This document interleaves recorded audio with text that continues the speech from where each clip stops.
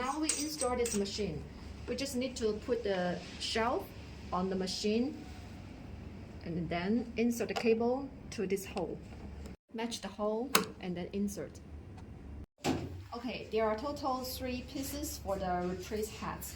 Okay, when we want to install this working head, we just need to put the working head on this part and then tie it.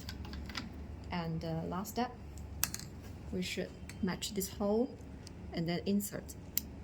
That would be okay. Okay, when you want to replace this working head, we just need to turn this part. Okay, and then remove this part. And then remove this part. Okay, next step, we will install this new working head. Tie it. Okay, there are 2 holes behind of the machine.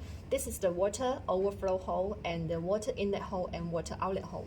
When we want to inject the water to this machine, we have to insert two tubes on this machine. First, we have to insert the water cup to the water inlet hole. Okay. And another tube we should insert to the water overflow hole. Then the water inside is full, it will come out from this hole.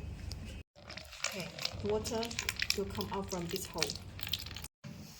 Okay, when you want to release the water inside, we also insert 2 holes. One is the water outlet hole and the water overflow hole.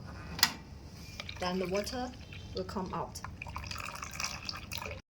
Okay, this is the foot switch installation. We just need to match the hole inside. Match the hole inside, and then, okay, and then press. Last step, we should tie this part.